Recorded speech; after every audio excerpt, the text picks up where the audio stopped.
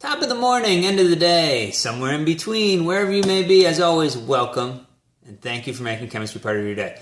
Okay, as we go through this thermodynamics, thermochemistry chapter, there's going to be a series of types of questions that we're going to be responsible for being able to calculate.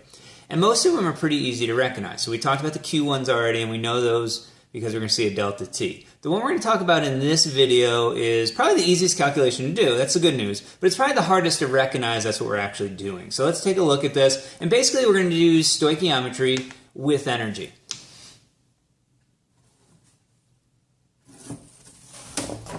Okay, so let's start with an example of a thermochemical reaction. It looks an awful lot like a chemical reaction, except at the end, usually they put a little semicolon here. I like to call it a super comma personally. And then we have an enthalpy value. So remember, delta H is, for this class, for all intensive purposes, we're going to just call it our energy change or our chemical energy change, but it's the enthalpy change. The negative sign means energy is being released. It's exothermic. The system, i.e. the chemicals, are losing energy. Okay, and the surroundings are gaining energy. This would feel hot. A thermometer would increase in temperature. All that kind of review ideas. Okay. If you go way back to chapter 2 or chapter 3, I can't remember, we would say something like 4 moles of methanol reacts with 1 mole of oxygen, 2 moles of water to produce 10 moles of water, or hydrogen, and 4 moles of carbon dioxide. Clearly I need some more coffee. And then we would use any of these pieces to make our stoichiometric cofactors, right? We could take any of these moles and relate them one to another. And you know me, I like to point out, what does the number really mean? Remember, these things are reacting or going away. These are being produced. And now we're just going to add another piece onto that.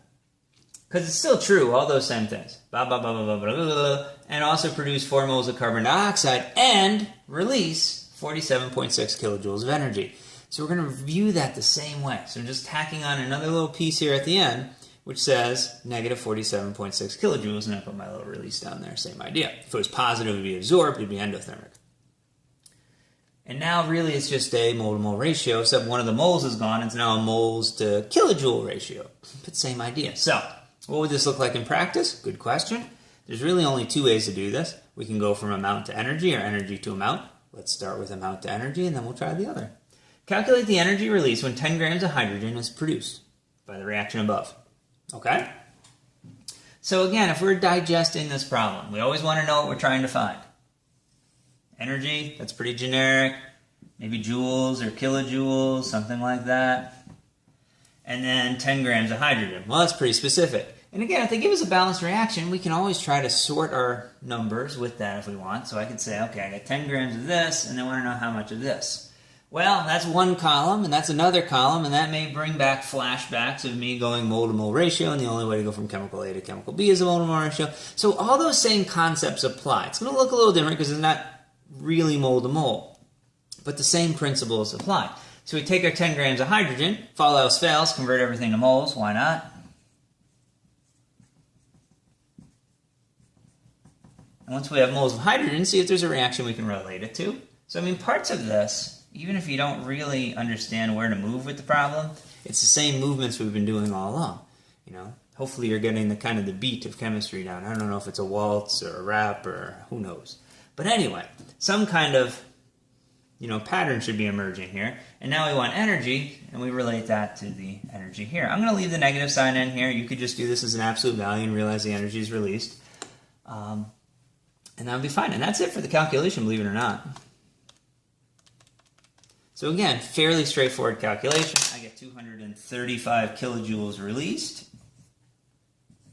or negative 235 kilojoules for the energy change. They both mean the same thing.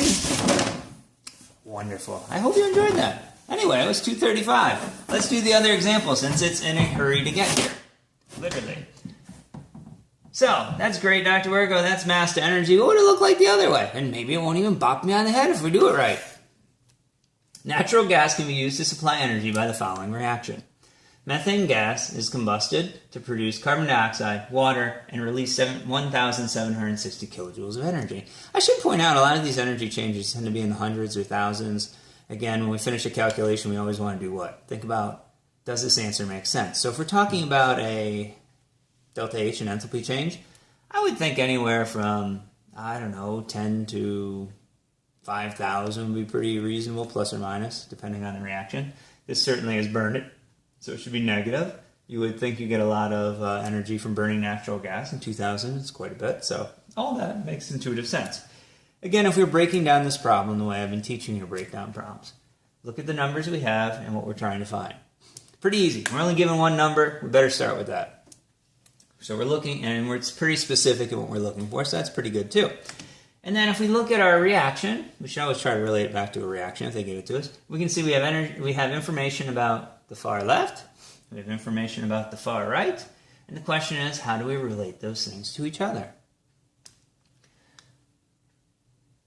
And if you're thinking mole-to-mole ratio, good. But again, we don't have moles here, but we can just jump right in because that's our unit here, right? So we can literally say 17,600 kilojoules, and that's going to be per 2 moles of methane. And it wants grams, so we know how to go grams to moles.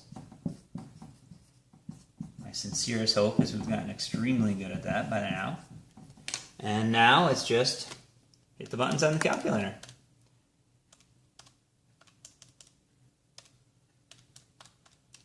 And I get 30, how many sig figs? Unclear.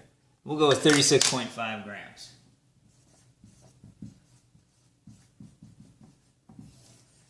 So, I think the calculation is pretty straightforward. You just use this like you would any other piece of the balanced reaction from mole-to-mole ratio. A little bit hard to recognize, so if you can always do process of elimination. All the other ones I teach you are pretty easy to recognize. So if it's not any of those, have a little light bulb go off.